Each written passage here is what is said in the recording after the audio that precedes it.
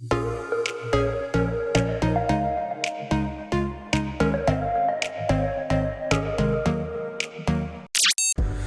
yesterday I did a subpar job of vlogging. I really think I only caught about 20 seconds of the day. So today we're gonna try and do better. Here we go. Alright, first stop accomplished. About to go get a haircut. Let's go. Look at it now. It's all crazy. All craziness. And then we'll see. Alright, just deposited some money in the bank. Going to go grab a snack and then get some work done. Here we go. Welcome to Pacific Beach, everybody. Alright, the Butcher's Grill, best sandwiches in San Diego. Putting it to the test, we'll see. The decor in here is nice. Look at this. Wow. Look at these tables. They're a little rounded from use, perhaps. So this just in, I'm not sure if this is official, because this is from GCTV, but breaking news, Elon Musk buys Twitter for $44 billion with a B. $billion. This is pretty, so a lot of people are kind of on the fence between these two things, but I believe that Elon Musk really does care about humanity and is a true humanitarian. And so if his goal, his vision for this is to be a open source, very transparent, free speech community where everybody at the table gets to have a say, I think that he's going to fulfill on that. And I have no reason to believe that he would do otherwise, but we shall see. All right, more items sold today. Let's freaking go. We sold the coffee table downstairs for $50, and then they ended up buying one of Larry's paintings for $30 additional. Got people hitting me up about the bookshelf that's over there. That's now all folded up. I got all my books on the ground like this, and we got some trash too. Pretty good, pretty good. All right, another bookshelf sold. Got jeans on. You know what that means. I'm going out, gonna get some food with Katie and Meg. It's gonna be a nice little send-off dinner. It's some of my oldest friends from San Diego.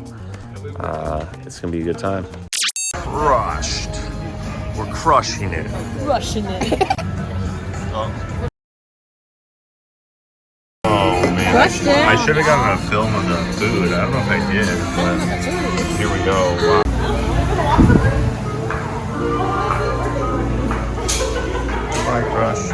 Are we recording? Mm-hmm. All right, you guys can talk too. It's okay. Informal. We're lighting up some Palo Santos. We lit up some candles. You want to zoom? You want to switch over the candles for a second? There we go. Boom. Intention. Palo Santo and time intention. Daydream, cactus and rose. So we're just gonna clear out the energy for a nice little tarot card reading right here. Get ready, get excited. Let's see it. I don't know exactly know what it does, but Katie showed it to me, so here we are. Can you feel? I know you're supposed to do my friend. Open the. It's open. Perfect. See, Katie taught me well. Always open a window. All right. That's probably good. Like I said, I don't like to take tarot cards as. Okay. All right, I'm here with Katie and Meg. We're doing some tarot card pulls, and Katie asked, what's something I can work on to feel at peace? And so for the theme, we pulled the 3 of Cups here. Right here. And the 3 of Cups are like the 3 sirens. You can see there's some myrrh people here. They're all holding cups, and I usually just think of the cups, and this card I think is like about celebration, community, You can see they're swimming in a circle, but they got this little air bubble in here so they can talk and chat or something. You know, there's just like a lot of celebration and I think rejoice in this card, if I'm not mistaken. And that's what I'm getting from this. So that's kind of the theme, is like celebration, rejoice, and filling up each other's cups, and community. So there's a song that dwells at the ocean's floor. Let's see if I can be up here. Okay. At the ocean's floor, it lurks in the chasms. It hides in the voices of whales and the squeals of dolphins. It haunts the reefs and caverns. And then, once in a great while, like an air bubble that has been gathered under the crust, it bursts forth in an unstoppable swell to rise towards the surface. The sirens of the deep have been waiting for this moment. They come together when they feel the signal that trembles through the waves to all the corners of the sea. They sing. Their voices weave a counter melody and descant to the ocean's song. Laughter rings in trills and glissandos that send ripples from their lips. That gleeful shudder of the water summons the denizens of the sea. All the varied creatures among the ocean swells to follow in the wake of the sirens. The very moment of all the beings who swim through the waters is an elegant dance of undulation, a powerful slicing through the waves. The liquid dance of the sea bursts to the surface, and the song echoes to the vast vault of the heavens. The Three of Cups is a call to celebration, dancing, and singing. Friendship is its key component, and companionship, relying on others and developing community and team spirit. So, yeah, I mean, I think it says it really well. I think, about community, team spirit, companionship, friendship. So that's the theme. Okay. So tap into that. Read that. Whoa. And so the next card, the Mer people. The next card is the Hermit. So this card is the challenge or the obstacle card. Right here, the Hermit. And in here, in the card, what you can see is a single weary traveler, sort of out alone. You have the birds flying around. He's kind of standing on this cliff, a single light. But then also, like its vision is extraordinary, kind of emanating light from their eyes or receiving it. And the Hermit card, usually I think I usually interpret it as just like that solitude and like purposefully going at it alone. So that might be the obstacle in that, you need to rely more on your community, friendship, companionship. But let's see what the card says here. Let's see what it says in the book, because the Lord knows I don't know how to read every tarot card perfectly. Here we go. So he is the seeker who has turned his back to the noise and light and distractions of the world. In the city, the fragile lights of the stars is drowned by the glare and the haze of life. He takes his lantern. He was told by the wise woman that it was a bit of a captured star, and it knows its way home. The lonely beam of light pulls him clear of the valleys and high above the glittering lake whose surface is a liquid mirror. His star lantern marks the path, and he does not know where he goes, but each step lights the next and the next and the next.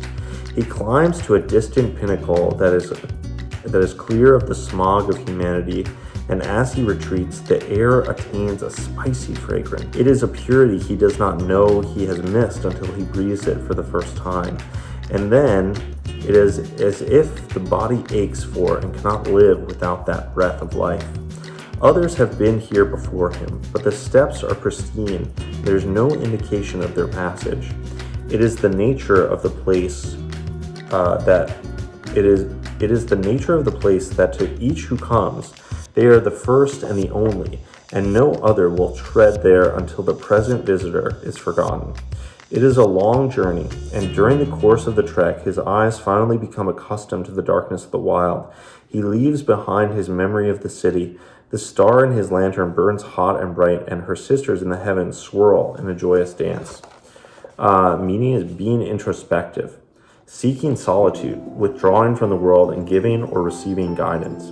The hermit is an inspirational friend and teacher, and his help can illuminate the secrets of one's own mind.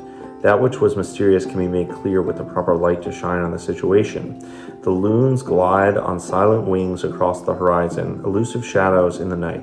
They are symbols of peace and tranquility, and their eerily haunting call that echoes across waterways is laden with ancient wisdom.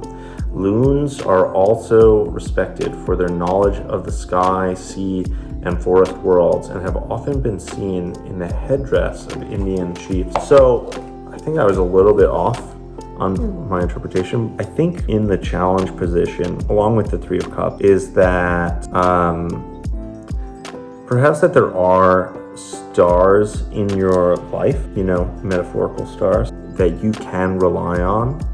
And so perhaps being on the lookout for, especially in the moments when you do feel alone or unsure of where to go, like be on the lookout for the stars in your life, like to bring in more of the community and the celebration. Oh my gosh, we ate so much food. I know, I'm so full. And my stomach's like, ooh. It's a lot. All right, here we go. Last card here. Five of Cups. The outcome.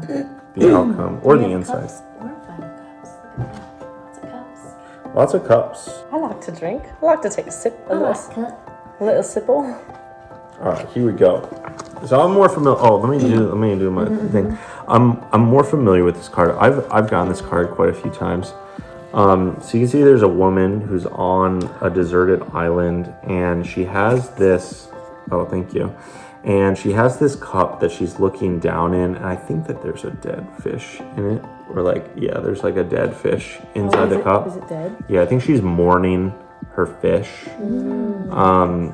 And then there are a couple of these kind of angel fairies around as well. And then also there's even another bowl with fish that are alive.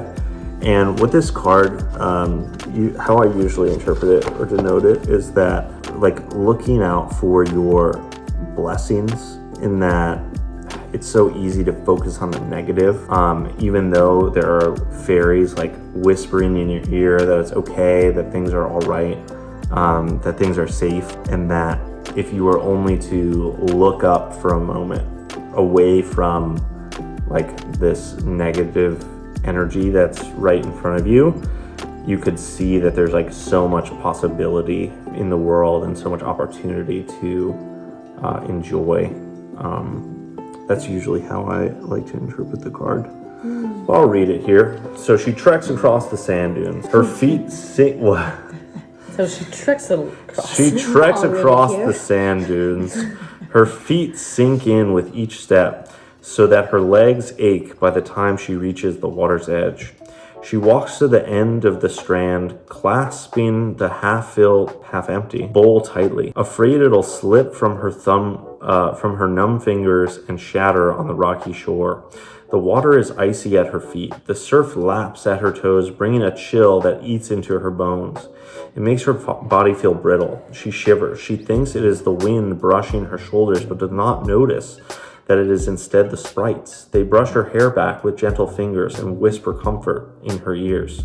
But she hardly notices, so intent is she upon her own sorrows and woes. She has sent her hopes out across the sea. They have set sail upon a white ship, and she wonders when and if they will return fulfilled. She fills the bowl with her tears, taking an almost sensual delight in the slide of those droplets down her cheeks.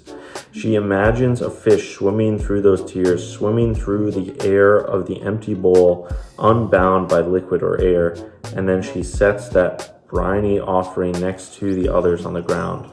The Five of Cups wallows in regret and loss. It is rejection of pleasure, feeling sorrow, and wishing for what might have been. So, yeah, like I said, it's a very somber card, but like I said, I always think about it as like, there are people, there are things to be glad for. and that it's okay to feel your sorrows and your woes, but not for too long. Like, look up, see the blessings that you have, and from how I like to interpret the tarot, look out for the blessings. Be on the lookout for them, and that sometimes you might feel sad, and just like knowing that that's okay, and that you'll still have sprites in your hair gently brushing. And so, yeah, I think it goes nicely with the 3 cards, because it's really, the theme of everything will be like, be inside of celebration and community and companionship and friendship. And inside of that, you'll experience not knowing what the next step is. But in those moments when you may feel lost or sad or somber, to let those feelings in, and to also look up and look for your blessings. Yeah. I like that.